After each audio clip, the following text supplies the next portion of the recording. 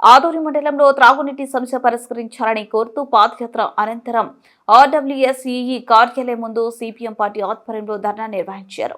ఆదోని మండలంలోని గ్రామాల్లో త్రాగునీటి సమస్య పరిష్కరించాలని కోరుతూ సిపిఎం పార్టీ ఆధ్వర్యంలో 3 రోజుల పాటు పాదయాత్ర అనంతరం ఈ రోజు ఉదయం 11 గంటలకు ఎమ్మిగనూరు సర్కిల్ నుండి ర్యాలీగా వెళ్లి ఆర్డబ్ల్యూఎస్ఈఈ కార్యాలయం ముందు ధర్నా నిర్వహించారు.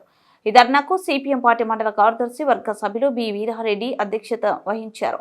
ధర్నాను ఉద్దేశించి సిపిఎం జిల్లా కార్యదర్శి వర్గ సభ్యులు కె వెంకటేశ్లు, సిపిఎం పార్టీ మండల కార్యదర్శి కె లింకన్న మాట్లాడుతూ మండలంలోని చాలా గ్రామాలకు 8, 10, 15 రోజులు అయినా త్రాగునీరు సరఫరా కావడం లేదని, దీనివల్ల ప్రజలు తీవ్రమైన ఇబ్బందులు పడుతున్నారని, ప్రభుత్వం ప్రజాప్రతినిధులు అధికారులు మాత్రం మాటలకే పరిమితమైనారు తప్ప త్రాగునీటి సమస్యను పరిష్కరించాలన్న ఆలోచన ఉండడం లేదని విమర్శించారు.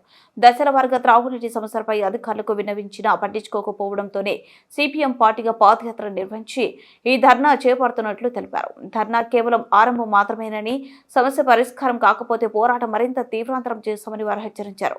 కార్యక్రమాన్ని ఉద్దేశించి మండల కార్యదర్శి వర్గ సభ్యులు జె రామాంజనేయులు, అయ్యప్ప మాట్లాడారు.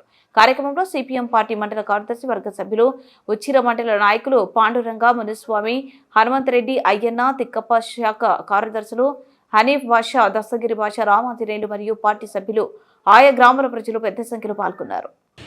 అక్కడ నీళ్లు చాలా మంది మాకు ఇన్ఫర్మేషన్ ఇస్తున్నారు. అక్కడే నీళ్లు పోతున్నాయి, అన్ని నీళ్ళన్నీ ఆడబోతున్నాయని చెప్పేసి ఇన్ఫర్మేషన్ ఇస్తున్నారు. నువ్వు తీరా చూస్తే అక్కడ వాళ్ళు కూడా చెప్తున్నారు మాకు వారం రోజులనే నీళ్ళు రావడం లేదు. ఎవరు చెప్పారు మేము కూడా వస్తాం మీ దగ్గరికి అని చెప్పి చెప్తున్నారు. వారం రోజులకు ఒకసారి నీళ్ళు వస్తున్నాయి అక్కడ కూడా. ఈ మధ్యనే ఆ నీళ్లు సక్రమంగా రాకనే ఒక రైతు సంపు తవ్వుకుంటే ఆ సంపులో పడి 2 ఏళ్ల పిల్లోడు చనిపోయిన సంఘటన మనందరికీ తెలుసు. మరి ఎవరు తెచ్చిస్తారు ఆ ప్రాణాన్ని? నీళ్ళ కోసమే కదా ఆ పిల్లోడు ఆయన సంపులో ఒప్పుకుంది, నీళ్ళ కోసమే కదా ఆ పిల్లోడు దాంట్లో పడి చనిపోయింది. కొత్తూరు గ్రామానికి వెళితే కొత్తూరు గ్రామంలోనే పైన లీక్ అయినటువంటి నీళ్లు పట్టుకుంటున్నారు అక్కడ జనాలంతా. అక్కడికి జాలమంచి నుంచి కూడా వచ్చి నీళ్ళు తీసుకుపోతారని చెప్తున్నారు ఆ గ్రామస్తులే. అంటే నిజంగా వీళ్ళు సమస్యను పరిష్కరించాలనుకున్నప్పుడు దానికి ఏ రకంగా పరిష్కారం కావాలా అనేది ఆలోచించాలి.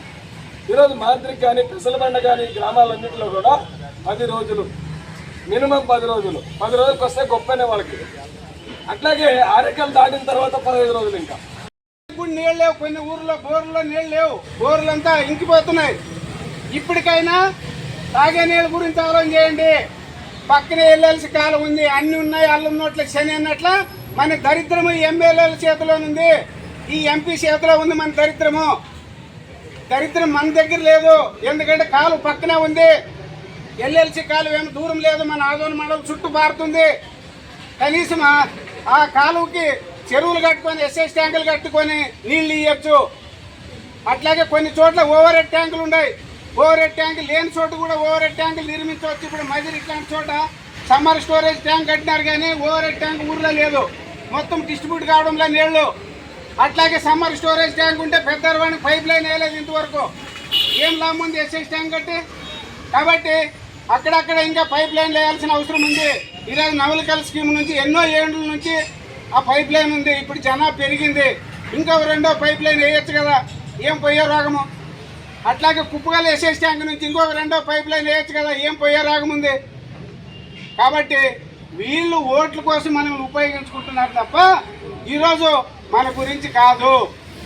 అందుకని ఈరోజు సిపిఎం పార్టీగా మీకు చెప్పదలుచుకునేది ఏమంటే, ఈ నాయకులు భరతం పడదామండి, ఈ ప్రభుత్వాలు భరతం పడదాం. ఖచ్చితంగా సమస్య పరిష్కారం అయ్యే వరకు ఈ ఆందోళన ఆరంభం మాత్రమే. భవిష్యత్తులో ఈ సమస్యలన్నీ పరిష్కారం అయ్యే వరకు మనమంతా కూడా ఉద్యమిద్దామని ఈ సందర్భంగా తెలియజేస్తూ, ఖచ్చితంగా ఈరోజే ఇది ఆరంభం మాత్రమే. రాబోయే నెల లోపల ఈ పరిష్కారం కాలేదనుకో మరి జూన్ మొదటి వారంలో మనం పెద్ద ఎత్తున ఆందోళన సిద్ధపడదామండి.